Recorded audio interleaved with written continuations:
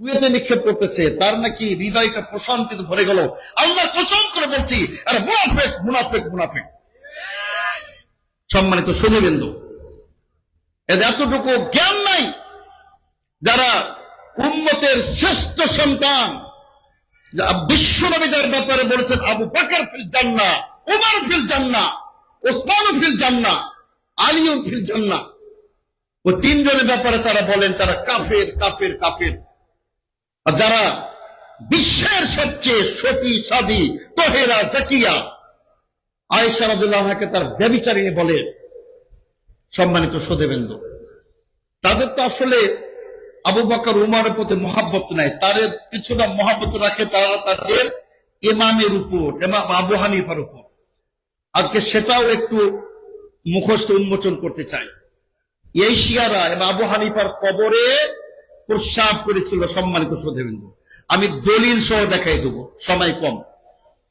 পায়খানা করেছিল আবু হানিফার কবরে, এবং 907 হিজরিতে যখন ইরানের শিয়া রাজ্য প্রতিষ্ঠিত হয় শাহ ইসমাইল সাফাবি মালউন এর নেতৃত্বে, সে 10 লক্ষ সুন্নি মুসলমানকে হত্যা করেছিল। 10 লক্ষ, 1 মিলিয়ন মুসলিম সে হত্যা করেছিল। এখনো ইরান, ইরাকে, সিরিয়াতে, তারপর আপনার ইয়ামানে, বিভিন্ন রাষ্ট্রে এখন হচ্ছে লক্ষ লক্ষ, এটা 16 লক্ষ মুসলিম তারা হত্যা করেছে। দেখুন, আমরা অবশ্যই ইহুদিবাদের বিরুদ্ধে, জৈনবাদ, সাহায়না যেটা আরবিতে বলে, আমরা ঘোর বিরোধী। ইহুদিবাদ নিপাত যাক, ইহুদিবাদ ধ্বংস হোক, আমেরিকার সাম্রাজ্যবাদের আমরা লাথি মারি, ঘৃণা করি। কিন্তু লড়াইটা তো শুধু আসলে ইরান, ইসরায়েলের, আমেরিকার মধ্যে সীমাবদ্ধ নাই। সে আক্রমণ করে আরব দেশের উপরে, নাউজুবিল্লাহ, কুয়েতের উপরে, কাতারের উপরে। এজন্য বলতে চাই সম্মানিত সুধীবৃন্দু, আমাদের মানহাজটাকে ঠিক করতে হবে। আমি বলছিলাম ঈদ নিয়ে, সম্মানিত সুধীবৃন্দু, আসলে আমাদের মগজটা নষ্ট হয়ে গেছে। আমাদের দেশের কিছু কুসংস্কার ঈদকে ঘিরে। বাড়ি যেতেই হবে, নাউজুবিল্লাহ, বাড়ি যেতেই হবে। মহিলাদের ইজ্জত শেষ। আজকাল ফেসবুকের যুগ, সারা বিশ্বে ভাইরাল হয়ে যাচ্ছে এক বোরকা পরিহিতা মেয়ের নিতম্বে, নাউজুবিল্লাহ, প্রকাশ্যে কিভাবে তাকে হেল্পের নামে, কিভাবে তাকে ট্রেনের ছাদে উঠাই দিচ্ছে। তার ইজ্জত শেষ। ওই মহিলার যদি ঈমান থাকতো, ইজ্জত থাকতো, জিন্দেগি তার ঈদে বাড়ি যাবে না। সম্মানিত সুধীবৃন্দু, বাড়ি যেতেই হবে, নতুন কাপড় কিনতেই হবে। এই যে আমাদের দেশের একটা কুসংস্কার। তারপর ড্রাইভারদের দৌরাত্ম ঈদের আনন্দকে বিষাদে, হরিষে, বেদনায় পর্যবেসিত করে দিচ্ছে কিছু ড্রাইভার, যারা মানুষ নামের কলঙ্ক। এদের মৃত্যুদণ্ডে দণ্ডিত করা উচিত। সম্মানিত সুধীবৃন্দু, ঠিক কিনা বলুন? এদের মৃত্যুদণ্ড দেওয়া উচিত। লাগামহীন ভাবে কিভাবে বেপরোয়া ভাবে গাড়ি চালায়। আর আপনার একটা দৌলত দিয়ে দেখেন কি মারাত্মক হৃদয় বিদারক ঘটনা।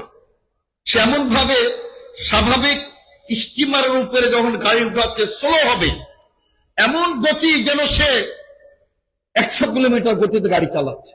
ইচ্ছাকৃত এগুলো। একটাকে লটকাই দেন, দৃষ্টান্তমূলক শাস্তি দেন।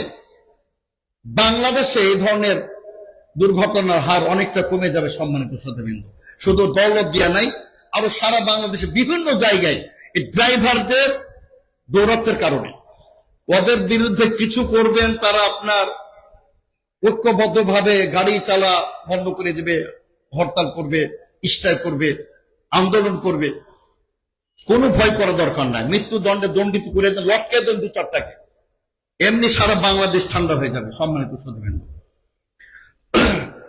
আমি বলছিলাম, সম্মানিত সুধীবৃন্দু, আমি বলছিলাম এই মানহাজের কথা। আমি এটা আবার আসবো।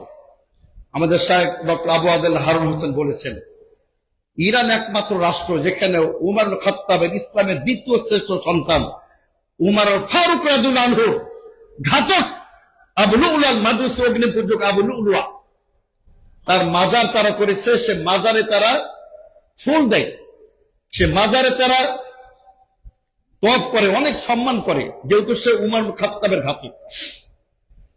এ বাংলার বেকুফরা কবে বুঝবে এগুলা? কবে বুঝবে এগুলা তারা? যে শিয়ারা আপনার আজ পর্যন্ত তারা ফিলিস্তিনের কি উপকার করেছে, মুসলিমদের কি উপকার করেছে। তা আমাদের সবার আগে মানহাজ, আমাদের চিন্তা চেতনা, আমাদের ফিকির, আমাদের আফকার, আমাদের আকীদা, এগুলো আমাদের সবার আগে দুরুস্ত করতে হবে। সম্মানিত শ্রোতাবৃন্দ, তো যেহেতু সময় কম, অনেক আলোচক আলহামদুলিল্লাহ, তা আমি যে কথাটা আজকে সংক্ষিপ্ত ভাষায় বলতে চাই যে উম্মতের সবচেয়ে বড় ফিতনা, বড় দুঃখ লাগে, বেদনা লাগে, উম্মতের নাকি সবচেয়ে বড় ফিতনা হলো ইসলাম। নাউযুবিল্লাহ। কত বড় সব নালায়েক আর আহাম্মক যারা জাতিকে উদ্ধার করতে চায় জাহান্নামের আগুন থেকে, পথভ্রষ্টতা থেকে, বেদাত থেকে, শিরক থেকে যারা উদ্ধার করতে চায়, তাদেরকে বলে এরা নাকি ফিতনা। নাউযুবিল্লাহ। এরা বলে যারা সহি আকীদা নামে ফিতনা সৃষ্টি করতে চায়। আর গাধা রফুল আযান আশারে মুবাশশারিন বিল জান্নার সহি হাদিস, মুতাওয়াতির হাদিস দ্বারা প্রমাণিত, রফুল আযান করলে নাকি ফিতনা হয়ে যায়, জোরে আমিন বললে নাকি ফিতনা হয়ে যায়। সে বুখারী হাদিস। আব্দুল্লাহ জুবাইর রাদিয়াল্লাহু আনহুর সময় তার নেতৃত্বে যখন আমিন পড়া হতো, পুরো মসজিদ প্রকম্পিত হতো আমিনের জোরে, আমিন প্রকম্পিত হতো। সে বুখারী হাদিস। আর গাধারা বলে এরা মসজিদের জোরে আমিন বলে এরা ফিতনা সৃষ্টি করতে চায়। আস্তাগফিরুল্লাহ। কবে হেদায়েত প্রাপ্ত হবে? ইয়া লাইতা কওমি ইয়ালামুন। আফসোস আমার এই জাতি কবে তারা জানবে। আমরা কেরাম আফসোস করে গেছেন এরা আহাম্মক বেকুফ নালায়েক লোকদের কারণে। তাই বলছিলাম উম্মতের সবচেয়ে বড় ফিতনা হলো আকীদা থেকে বিচ্যুতি, আকীদা থেকে পদস্খলন, আকীদা থেকে পথভ্রষ্টতা।